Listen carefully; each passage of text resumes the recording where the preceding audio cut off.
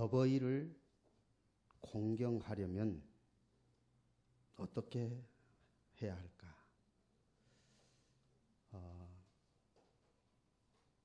오늘 말씀대로 이미 우리에게 이렇게 하라고 말씀하셨습니다. 어떻게 하라고? 공경하라고. 주 안에서. 어떻게 하라고요? 주 안에서 공경하라고. 그렇게 말씀하셨습니다. 자, 그러면 주 안에서 우리가 부모를 공경하려면 어떻게 해야 할까? 우선 공경한다는 말이 무슨 뜻인지 이해를 해야 되겠지요? 공경한다는 말은 그 말 뜻을 살펴보면 존경한다 그런 의미가 있고, 또 높이 평가를 하다, 또 가치를 높이 두다, 그런 말 뜻이 있습니다. 그러니까 우리가 부모님을 정말 높이 평가할 수 있고 가치를 높이 둬야 되고 존경을 해야 한다는 말씀이죠. 잠언 30장 17절 보면 자녀가 부모를 공경하지 않을 경우 까마귀에게 쪼인다고 그랬어요. 그리고 독수리 새끼에게 아주 먹힐 수밖에 없다, 그런 말씀이 있어요. 그러니까 공경하는 건 하나님이 정하신 뜻인데 이걸 어기면 결국 까마귀에게, 새에게 먹힐 수밖에 없다는 것을 말씀하고 있습니다. 왜 하필이면 까마귀냐 하면, 이 까마귀는요, 본래는 새끼를, 특히 아빠 까마귀는 잘 돌보지 않는답니다, 어렸을 때. 그런데 그 어미가, 이제 아빠가 노쇠해가지고 힘이 없어졌을 때 그때 최대 봉양을 한답니다. 그래가지고 아주 온 힘을 다해서 봉양을 잘 한다는 것이죠. 그러니까 사람이 부모를 공경할 줄 모르면 까마귀만도 못한다, 이제 그런 의미가 됐죠.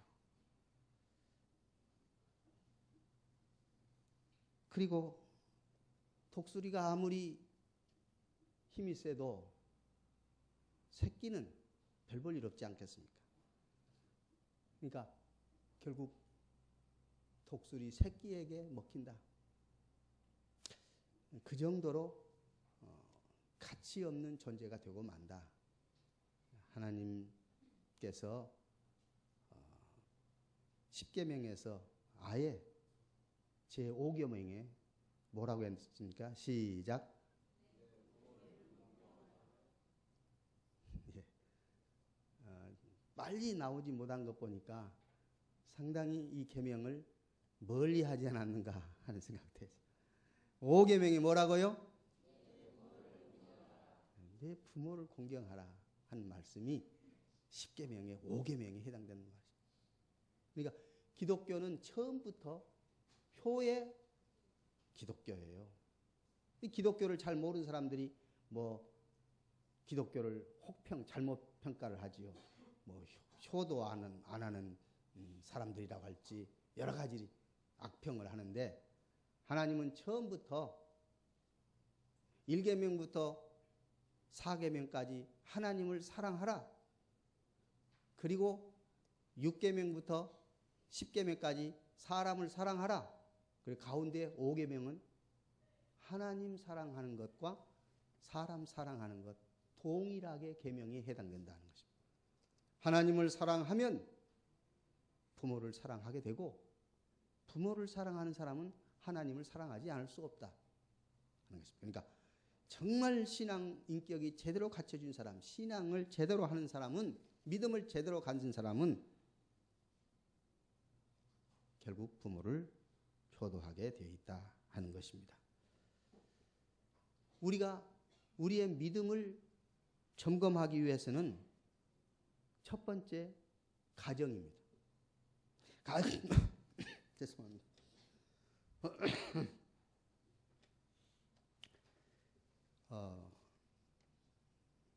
가정은 부부만 사는 곳이 아닙니다. 부모가 계시고 자녀들이 더불어 사는 곳이 가정입니다. 물론 핵가족이기 때문에 부모를 함께 살지 않는 가정들이 많이 생겨졌습니다만, 그러나 원리는 함께 사는 것입니다. 따라서 부부가 아무리 아름다운 관계를 갖고 있다 할지라도 부모나 자녀에게 잘못하고 있다면 하나님의 말씀대로 순종하지 않는 것이고, 그래서 아름다운 가정이라고 말할 수 없다 하는 것입니다. 그러므로 우리는 아름다운 가정을 갖고 복된 인생을 살아가기 위해서는 하나님의 말씀대로 부모를 공경하는 것이 중요하다 하는 것입니다. 부모를 공경하려면 어떻게 해야 부모를 공경하는 것일까요? 무엇보다도 부모를 잘 이해할 수 있어야 됩니다. 부모가 어떤 분인가 하는 것을 파악할 수 있어야 됩니다. 젊은 부부들이 부모에게 갖는 착각 가운데 하나가 부모가 70, 80대면 그만큼 어른의 높은 경지에 이르렀을 것이라고 착각합니다.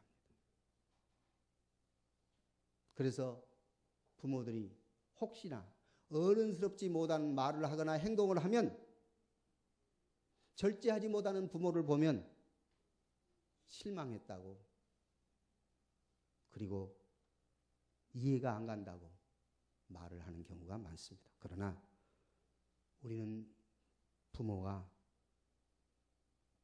연세가 들면 들수록 점점 어린아이가 된다는 사실을 깨달아야 됩니다. 한번 생각해 보십시오. 의학적으로도 나이가 50이 되면 점점 모든 기능이 신체적인 것부터 시작해서 뇌까지 다 쇠퇴해 갑니다. 다시 말하면 어린아이로 다시 돌아간다 그 말입니다. 절대로 30대, 40대처럼 그렇게 풋풋하지 않습니다. 30대, 40대 때는 하룻밤 지나도 별 지장이 없잖아요. 그런데 50대가 넘으면 하룻밤 지샜다, 그 다음날 헤맵니다. 피로가 쉽게 쌓이고 회복되는 것이 늦습니다. 기억력도 현저하게 떨어집니다. 그러므로 70, 80대 어른들은 나이는 어른이지만 몸이나 마음은 어린애처럼 약해져 있다는 사실을 이해해야 됩니다. 이걸 이해하지 못하니까 마치 이렇게 기대했다가 그것이 허물어지니까 이해 못하겠다고, 그런 경우들이 참 많습니다. 이제 노인이 되면 육신도 약해지고 노인이 되면 마음도 약해진다는 것 깨달아야 할 것입니다. 그래서 어른이 조금만 이래도 근심과 걱정과 염려에 쌓이는 경우도 많이 있습니다.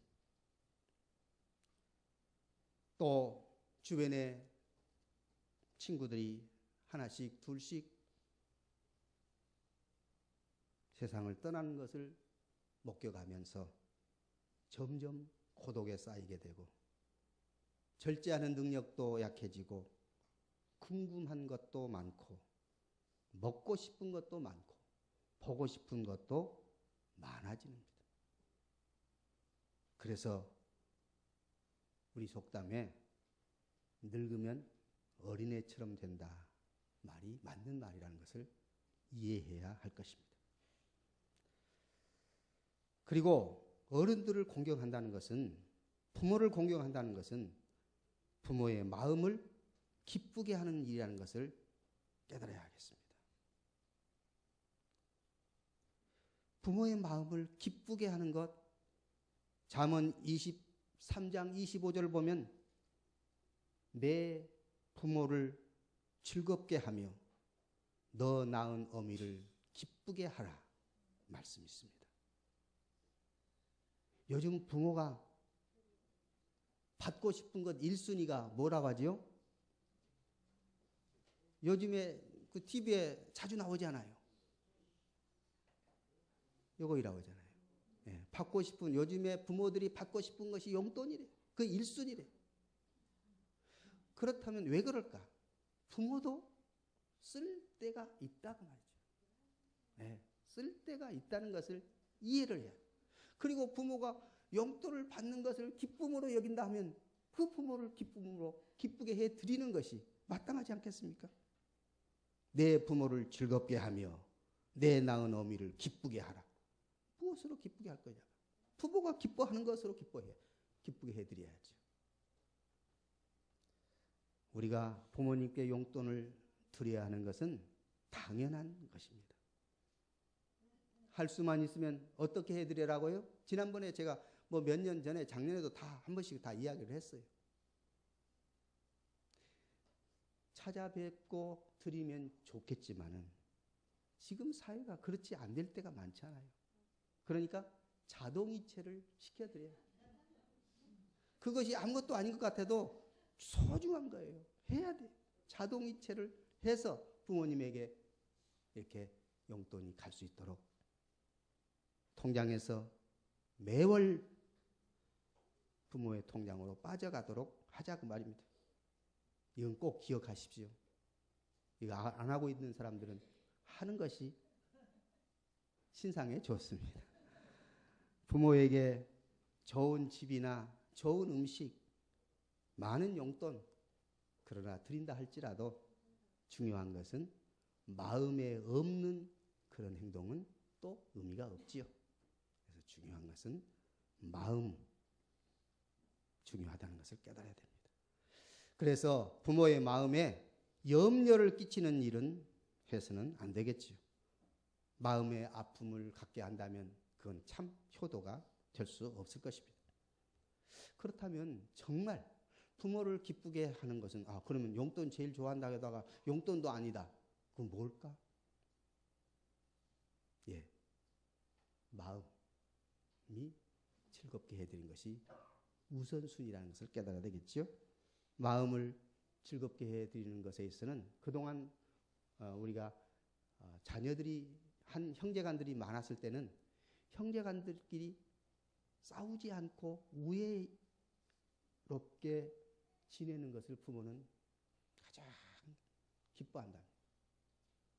형제들끼리, 물론 요즘에는 하나를 낳거나 둘 낳아서 형제끼리 싸우는 일이 별로 없지만은 어떻든 둘이라도 싸우는 경우가 있을 수 있고 둘이라도 서로 화목하지 못할 때가 있을 수 있지 않겠습니까? 그래서 물론 부모의 마음을 기쁘게 하는 것은 형제간에 우애하는 일이. 둘이 다투면서 부모에게 효도한다? 어렵지 않습니까? 또 부모에게 존경을 표하되 순종하는 것을 생활화해야 됩니다. 물론 순종하되 주 안에서 순종하는 것입니다. 그렇죠? 주 안에서 순종하는 것이 아주 중요한 거예요. 왜냐하면 부모가 예수 믿지 말아라, 교회 가지 말아라, 그것은 순종이 될 수가 없습니다. 먼저 하나님 앞에 예배드리고 교회 가고 신앙생활 하면서 부모에게 순종하는 것이지, 부모에게 순종을 하고 있다 해서 하나님의 명령을 어겨라 하는 것을 순종하는 것은 순종이 아니라는 사실. 그래서 주 안에서 순종하라고 말씀하고 있는 것입니다.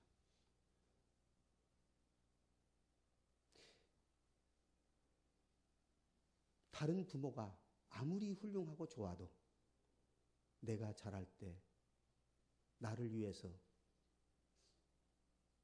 용돈 한번 준 적이 없을 것이고, 물론 준 사람도 예외적으로 있을 수 있겠지만은 내가 아플 때 내 이마에 손을 얹어서 나를 위해서 간호해주고 기도해준 사람이 다른 부모가 아니라 부족해도 내 부모였다는 사실을 깨달아야 할 것입니다.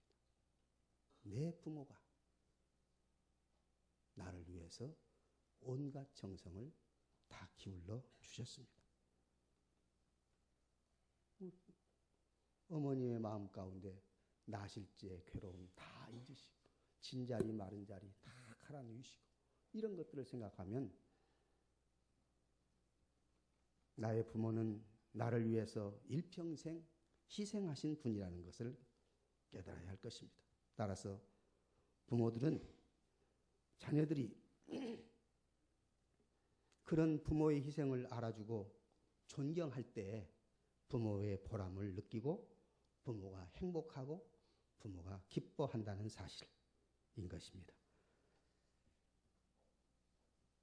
우리가 흔히 경험하는 일이지만은 철부지 같았던 아들이 군대에 가서 저를 위해서 일평생 희생하신 아버지 어머니 사랑합니다, 존경합니다 하는 그 편지를 붙여줬을 때 부모가 그 편지를 받고 얼마나 감격스럽고 눈물까지 흘리지 않습니까? 부모들은 가슴 찡한 눈물을 흘리면서 보람을 느끼고 기뻐하는 것입니다. 그리고 그동안 자녀를 위해서 갖은 고생을 다하신 수고가 눈 녹듯이 사라지는 경험을 우리는 해봤을 것입니다. 그런데 어느 자녀들은 부모가 그렇게 온갖 고생을 다해서 학교까지 대학까지 공부를 시켰음에도 부모가 무슨 말을 한번 했다 하면 알지도 못하면서 무식한 소리 하지 말라고 묵박대는 자녀들이 있을 수 있다는 것을 생각해 보면 그 자녀의 말을 듣고 부모가 얼마나 마음 아프고 속상할까 깨달아야 할 것입니다. 그래서 자녀에게 잠언 30장에는 또 이런 경고를 합니다. 잠언 30장 17절에 아비를 조롱하며 너 어미를 순종하기를 싫어하는 자의 눈은 아까 말씀했듯이 어디에 쪼인다고 했습니까? 까마귀에게 쪼이고 또 무엇에 막힌다? 독수리에게 먹힌다고 그렇게 분명하게 말씀했다는 사실을 기억해야 할 것입니다. 우리 인간은 창조주 하나님의 도우심을 받지 않고는 생존이 불가능한 존재입니다. 그런데 하나님께서 효도하지 않는 자를 도와주지 않겠다고 하는 말씀인 것입니다. 이 말은 효도하라는 것을 강조하는 말씀이죠. 그렇잖아요. 효도하는 자에게 잘되고 장수하게 하겠다. 다른 계명에는 이런 부제가 안 붙어졌어요. 그런데 이 계명만큼은 부모를 공경하라는 계명만큼은 부제가 붙었어요. 그 계명을 순종하면 그 계명을 지키면 장수하고 잘된다. 그 말은 왜 부제가 붙었을까요? 미끼예요. 미끼. 다시 말하면 그만큼 안 되니까. 부모 공경이 쉽게 안 됩니다. 아까 여기 나왔잖아요. 위에서는 쉬워도 밑에서는 어렵다는 거예요. 어려운 일입니다. 어려우니까 하지 않아도 될까요? 어려우니까 꼭 해라 그 말이에요. 어려우니까 꼭 해라 하는 방법 하면 장수하고 그렇지 않아요. 잘 되고 이렇게 말씀하신 것입니다. 자녀를 통해 부모는 진정한 행복과 기쁨을 얻게 되고 하나님은 그런 자를 축복하신다는 사실을 명심할 수 있기를 원합니다. 아까도 말씀드렸듯이 부모를 공경하는 것은요. 우리가 부모를 공경한 것 같아도 하나님을 공경하는 겁니다. 이거 꼭 기억하십시오. 우리가 부모를 공경하면 부모는 자식의 효를 받아요. 그런데 이 효를 부모만 받는 것이 아니라 하나님도 그 효를 받는다 그 말입니다. 받으신다 그 말입니다. 우리가 드리는 효도는 우리의 부모님께 드림과 동시에 하나님께 드리는 효도임을 믿습니다. 그래서 10계명도 5계명 앞에 4계명 그리고 뒤에 5계명 중간에 제5계명을 넣고 하나님 공경하는 것은 부모 공경하는 것과 같다. 그런 위치로 두셨음을 알 수 있습니다. 자, 그래서 아까도 말씀드렸듯이 우리는 정말로 주 안에서 순종할 줄 알아야 되고 부모를 기쁘게 할 줄 알아야 되겠다 하는 말씀입니다. 무엇보다도 자녀들이 부모를 공경하는 데 있어서는 믿는 부모는 이 말씀대로 하면 되겠는데 믿지 않는 부모는 어떻게 할 것이냐. 생각이 다르고 여러 가지로 우리 기독교하고 맞지 않는 부분들이 많지 않아요. 그러니까 항상 주 안에서 순종하라는 말은 먼저 부모를 예수 믿게 하라는 뜻입니다. 먼저 부모를 예수 믿게 하고 그리고 말씀대로 우리가 순종해야 됩니다.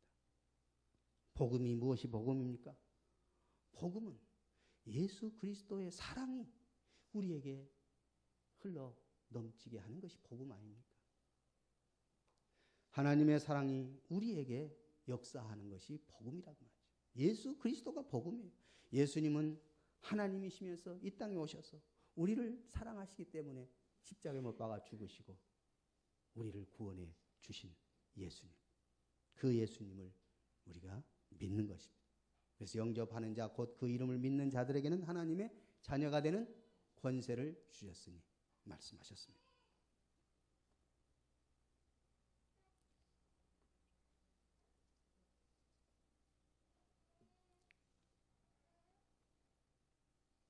연세가 많아지면 세상에 즐겁던 것들이 점점 그 낙도 사라지게 됩니다. 점점 시들해져요. 그렇게 좋아했던 것도 손을 놓게 돼요. 좋은 음식도 어느 정도까지는 입맛이 좋고 호기심이 가고 그런데도 나중에는 그것마저도 아무리 좋은 의복도 별 흥미를 느끼지 못합니다.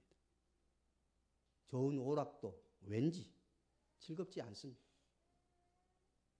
마지막에 가장 기쁨이요 즐거움은 바로 예수 믿는 즐거움입니다. 예수님이 나를 사랑하시고 예수님과 함께 내가 천국에 갈 소망, 진정한 소망을 갖게 해드리는 것이 제1 효도라는 것을 깨닫고 믿는 부모에게는 말씀대로 부모를 기쁘게 해드릴 수 있는 그런 모습으로 우리가 효도를 할 수 있어야 할 것이고, 그 다음에 4절에서는 부모에게 부탁을 하는 겁니다. 부모에게 또 아비들아 너희 자녀를 노엽게 하지 말고 오직 주의 교양과 훈계로 양육하라. 그렇게 말씀했습니다. 우리 인간은 영적인 존재입니다. 부모들이 영적으로 바르게 서지 못하면 자녀들이 바르게 설 수 없습니다. 그러니까 효도란 말만 생각하고 부모가 너 왜 효도 안 하냐? 효도해라. 이렇게 아무리 윽박질러도 부모가 본을 끼치지 못한다면 그것은 그렇게 의미 있게 다가오는 효도가 아니라는 사실을 기억해야 할 것입니다. 그러므로 부모들은 자녀들이 효도를 하기 이전에, 다시 말하면 효도를 받기 이전에 먼저 효도 받을 만한 부모의 그릇이 되어야 됩니다. 효도 받을 그릇이 준비되어야 됩니다. 다시 말해서 우리 자녀들이 부모에게 효도하고 하나님의 축복을 받아 누리도록 협력해 줘야 됩니다. 아니 생각해 보세요. 자녀가 축복받는 비결이 뭐라고요? 부모에게 효도하는 것이 자녀가 축복받고 장수하는 비결이라니까요. 그렇다면 효도는 가르쳐야 되는 것입니다. 그러려면 부모가 먼저 바른 신앙과 그리고 바른 인격을 보여주자는 것입니다.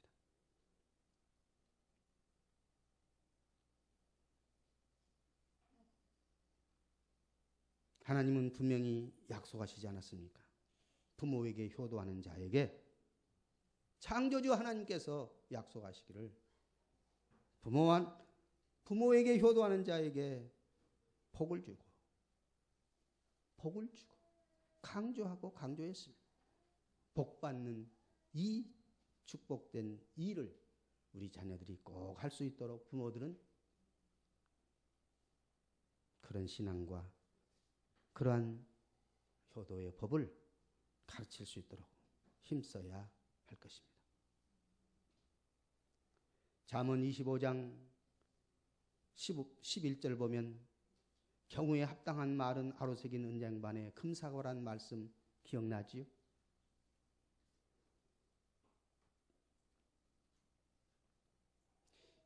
혹시 자녀들이 부모에게 어떤 선물을 했다고 하면 그 선물에 대해서 정말 고마워하고 칭찬해야 할 것입니다.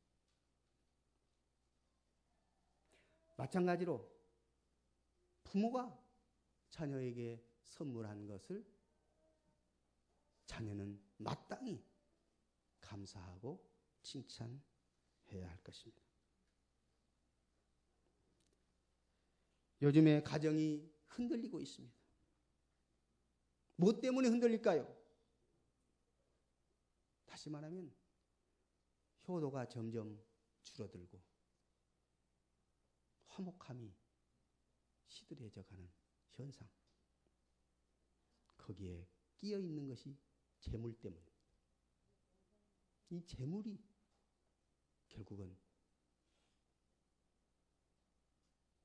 부모와 자식 간의 사이도 띄어놓고 형제와 형제끼리의 사이도 불화하게 만드는 것이 재물.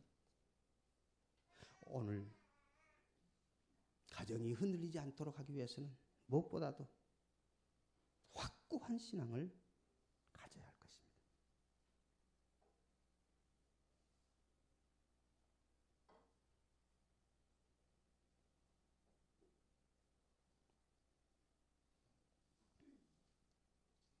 디모데전서 5장 4절 보면 효는 인간관계의 중심이라고 말씀을 하시면서 우리가 효를 하면 하나님이 그 효를 받는다 하는 이 사실을 꼭 기억해야 됩니다. 한번 여러분 성경 디모데전서 5장 4절 찾아서 거기다가 큰 표시를 해 두시기 바랍니다. 디모데전서 5장 4절이에요. 340페이지 신약. 자, 같이 읽어봅시다. 시작. 만일 어떤 과부에게 자녀나 손자들이 있거든 그들로 먼저 자기 집에서 효를 행하여 부모에게 보답하기를 배우게 하라. 이것이 하나님 앞에 받으실 만한 것이니라. 왜 과부에게 그랬냐면 대개 부모가 있는 가정들은 그래도 교육을 어느 정도 잘 받아요. 그런데 홀로 있는 그런 편부모 가정에서는 이런 효 교육이 떨어져요. 그래서 이 말씀이에요. 효가 기본이 돼야 된다. 효도하는 것이 기본이 돼야 된다. 말씀하는 것입니다. 먼저 자기 집에서 효를 행하여, 그 말은 효를 가르쳐라 그 말이에요. 효는 가르쳐야 됩니다. 효도하는 것은 부모가 효도를 받는 것뿐만 아니라 누가 받는다고 했어요? 하나님이 받는다니까요. 이 소중한 효도를 가르쳐야 합니다. 이것을 통해서 축복받는다는 것입니다. 어느 해 가을에 지방의 한 교도소에서 재소자 체육대회가 있었습니다. 가족들을 다 초청했습니다. 마치 초등학교의 가을 운동회처럼 그렇게 가족들과 제수자와 함께 어울려서 운동회를 합니다. 오랫동안 가족과 떨어졌던 제수자들이나 무덤보다도 더 깊은 마음의 감옥에 갇혀서 살아온 가족들에게 서로 어울려서 가슴 설레이는 체육대회가 벌어졌습니다. 달리기, 줄다리기, 뛰기 이런 것들을 통해서 한껏 분위기가 달아올랐습니다. 그날의 하이라이트는 부모님들의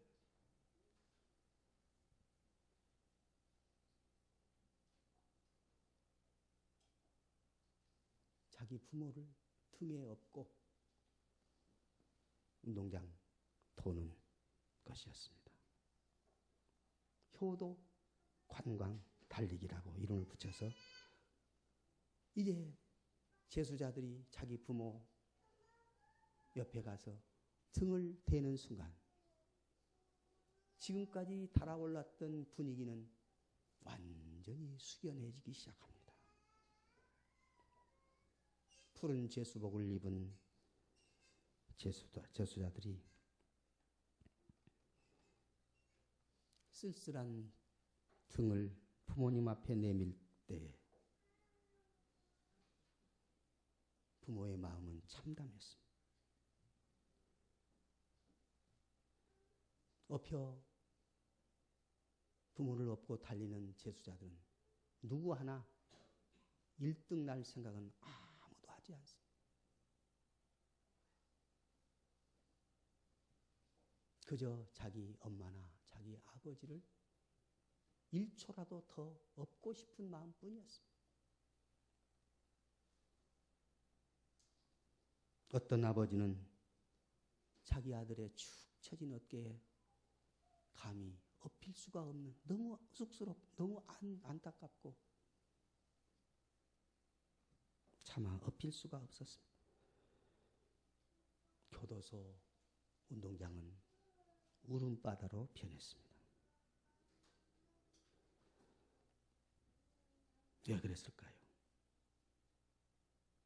효도하지 못한 자식들은 마음의 가책을 받아서 울었을 것이고 제수자 등에 업힌 부모들은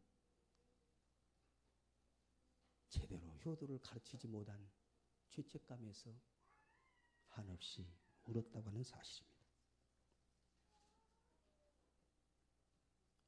가정의 효도가 사라지면 사회는 불안하고 사회는 죄의 소굴로 번져갈 수밖에 없습니다. 효도가 그저 윤리적인 측면에서 가르치는 것이 아닙니다. 이 효도는 결국 하나님의 축복과 직결되고 이 사회가 바르게 되는 축복을 받는다는 사실을 깨달아야 할 것입니다. 디모데전서 5장 8절에 보면 누구든지 자기 친족, 특히 가족을 돌보지 않는 사람은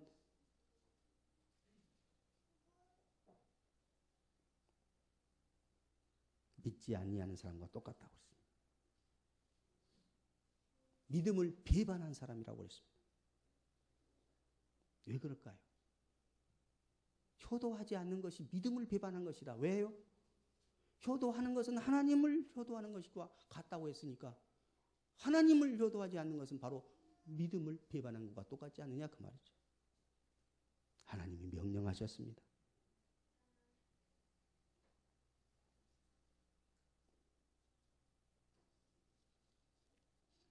그 오늘 주보에 재미난 표현이 있지요. 패밀리를 그 어원을 여러 가지로 생각해 보는데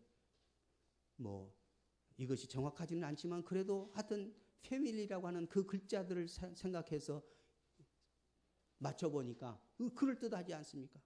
패밀리, F-A-M-I-L-Y F는 father, 그 다음에 A는 and, 그리고 M은 mother, 그 다음에 I는 나, I, 그 다음에 L은 love, 그 다음에 Y는 you. 그래서 father and mother, I love you. 시작. Father and mother, I love you. 아버지, 어머니, 나 사랑합니다. 어머니, 아버지, 나 사랑합니다. 이런 효도가 오늘 여러분과 저에게 있어지기를 원합니다. 그리고 이 축복이 여러분과 저에게 있을 수 있기를 원합니다. 반드시 하나님이 복 주시고 장수케도 한다 표현했습니다. 그렇다고 해서 여기서 꼭 장수라는 것은 몇 년 더 살고 적게 살고 그런 개념보다도 행복하게 산다 뜻이에요. 오늘 우리가 효도하는 사람은 행복하게 사는 줄 믿습니다. 하나님께서 이런 계명을 주신 놀라운 계명 아니겠습니까? 이 계명을 우리가 순종하여 복받는 우리 모두가 되어질 수 있기를 원합니다. 기도하십시다. 하나님, 어버이 주일에 이 설교 한번 듣는 것으로 만족하지 않게 하시고, 그렇게 해야 되는데 마음으로만 생각하고 끝나지 않게 하여 주시고, 우리가 효도하는 것은 우리 부모에게 효도할 뿐만 아니라 하나님께 효도한다는 사실을 꼭 명심하고 하나님께 효도함으로 복받게 하여 주옵소서. 예수님 이름으로 기도하옵나이다. 아멘.